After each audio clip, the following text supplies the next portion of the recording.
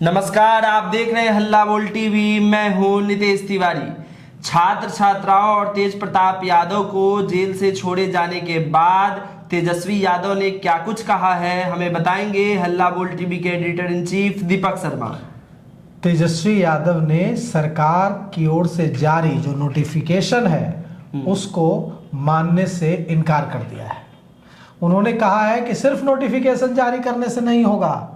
हल्ला बोल टीवी के संवाददाता राहुल ने जब तेजस्वी यादव से यह सवाल किया आज जब वे रोड शो कर रहे थे तो कि आपने अल्टीमेटम दिया था सरकार को कि छात्र छात्राओं को, तेज प्रताप को, सभी जो प्रदर्शनकारी हैं उनको रिहा किया जाए कल शाम तक, नहीं तो मैं आंदोलन करूंगा।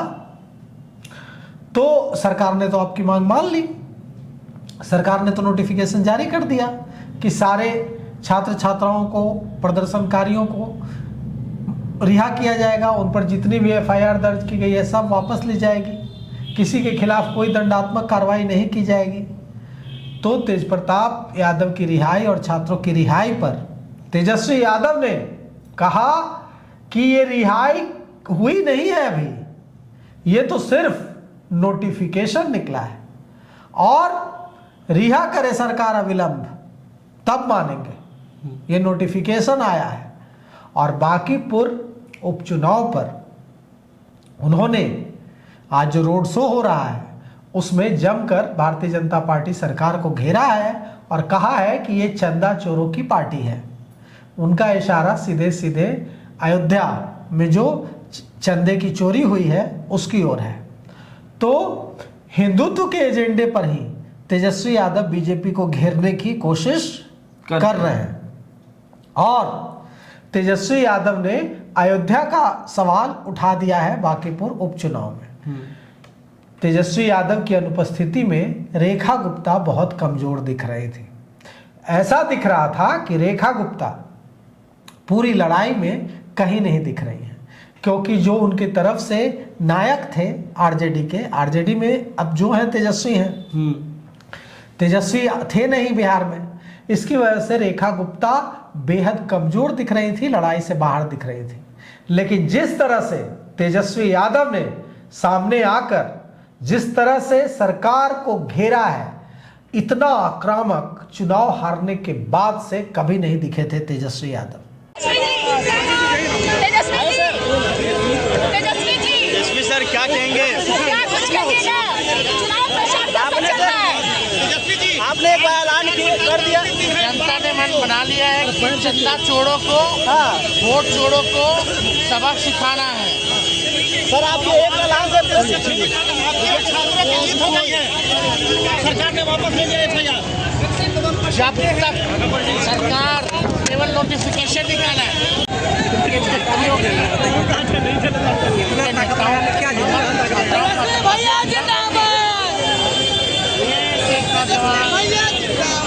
नौजवानों के माता पिता बदला लेने के काम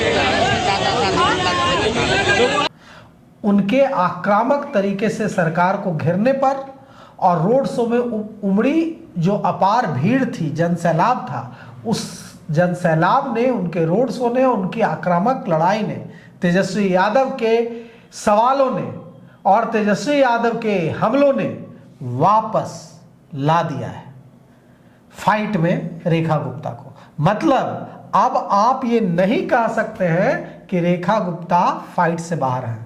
देखिए 2 दिन में, कल ही आए हैं, 2 दिन में कैसे बदल दिया तेजस्वी यादव ने। Rekha Gupta out of fight लग रही थी। लग रहा था कि मुकाबला भारतीय जनता पार्टी और प्रशांत किशोर के बीच हो गया है और रेखा गुप्ता किनारे खड़ी हैं। लेकिन तेजस्वी यादव आए, तेजस्वी यादव गरजे, तेजस्वी यादव ने सम्राट चौधरी को ललकारा, तेजस्वी यादव ने सरकार को ललकारा और रेखा गुप्ता फाइट में वापस आ गई। आरजेडी का जो कोर वोट बैंक है वो रेखा गुप्ता के पास फिर से चला गया। ये होता है चुनाव के ठीक 2 दिन पहले चमत्कार। और अब वहां ट्रायंगुलर फाइट हो गई है। कौन जीतेगा ये कोई नहीं कह सकता, ये तो वहां की जनता मालिक तय करेगी। लेकिन जो फाइट वहां सिर्फ भारतीय जनता पार्टी और प्रशांत किशोर के बीच हो गई थी, रेखा गुप्ता किनारे हो गई थी, वहां त्रिकोणीय मुकाबला हो गया। अब कौन जीतेगा कोई नहीं कह सकता है, कोई भी जीत सकता। भारतीय जनता पार्टी सबसे ज्यादा प्रोबेबिलिटी है भारतीय जनता पार्टी की जीतने की, क्योंकि उसके पास पन्ना प्रमुख तक है, उसके पास बूथों पर बहुत मजबूत मैकेनिज्म है। और नितिन नवीन ने जिस तरह से नीरज सिन्हा को पीछे कर खुद को आगे कर दिया है, ऐसा लग रहा है जैसे नितिन नवीन फिर से खड़े हो गए। तो उसकी वजह से अब नितिन नवीन कहीं जा ही नहीं रहे हैं, एकदम यही बांकीपुर में है, भारतीय जनता पार्टी के राष्ट्रीय अध्यक्ष हैं, कहीं नहीं जा रहे हैं, यहीं रुके हुए हैं। तो इस वजह से अचानक से भारतीय जनता पार्टी के जो समर्थक कहीं न कहीं कंफ्यूज थे कि क्या प्रशांत किशोर पर विचार किया जाए, वो भारतीय जनता पार्टी के समर्थक फिर से नितिन नवीन के चलते भारतीय जनता पार्टी के साथ खड़े हो रहे हैं, और आरजेडी के समर्थक फिर से आरजेडी के साथ खड़े हो रहे हैं। तो अगर बीजेपी के समर्थक बीजेपी के साथ खड़े हो जाएंगे और आरजेडी के समर्थक आरजेडी के साथ खड़े हो जाएंगे, तो प्रशांत किशोर के साथ कौन रहेगा? प्रशांत किशोर का अपना तो कोई वहां जनाधार है नहीं। पिछली बार 7,000 के आसपास वोट आया था वहां से जो वंदना लड़ी थी चुनाव। तो यहीं पर बड़ा खतरा हो जाता है प्रशांत किशोर के लिए 3 नंबर पर जाने का। तो प्रशांत किशोर यहां से गड़बड़ा सकते हैं, प्रशांत किशोर का चुनाव यहां से गड़बड़ा सकता है, क्योंकि राजद का वोट बैंक यादव और मुसलमान वापस राजद के साथ खड़ा हो रहा है, और बीजेपी नितिन नवीन के एग्रेसिव कैंपेनिंग की वजह से बीजेपी का वोट बैंक बीजेपी के साथ खड़ा हो रहा है। तो फिर प्रशांत किशोर के पास क्या बचेगा? सर, जो बीजेपी के राष्ट्रीय अध्यक्ष हैं नितिन नवीन जी, उन्होंने कहा था कि मैं यहाँ से छोड़ के नहीं जा रहा हूँ, मैं यहीं हूँ, और मुझे अब क्योंकि पूरे देश की जो जिम्मेदारी है पार्टी की वो दे दी गई है, उसके बाद भी मैं अब राज्यसभा से सांसद हूँ, इसलिए मेरे पास और शक्ति है और मैं और अपने क्षेत्र का विकास आप लोगों के साथ हूँ। मेरा छोटा भाई है और आप इनको नीरज सिन्हा जी को अपना मतदान दीजिए, अपना प्यार दीजिए, ये उन्होंने वीडियो जारी करके कहा। इसके अलावा भी कहा, ये तो वीडियो में आप दिख रहे हैं जी, जो वीडियो में नहीं दिख रहा है और जो बोल रहे हैं ऑफ कैमरा अपने समर्थकों से, वहां के मतदाता से, वो क्या बोल रहे हैं? वहां के मतदाता से, वहां के वोटर से वो बोल रहे हैं कि नीरज सिन्हा नहीं लड़ रहे हैं, नितिन नवीन लड़ रहा है, नितिन नवीन ही विधायक रहेगा आपका, राष्ट्रीय अध्यक्ष बन जाए या हम कुछ भी बन जाए, हम ही यहाँ के विधायक हैं, हमको देख के वोट दीजिए। तो एग्रेसिव जो कैंपेन नितिन नवीन कर रहे हैं, उसका असर एकदम सीधे सीधे पड़ेगा।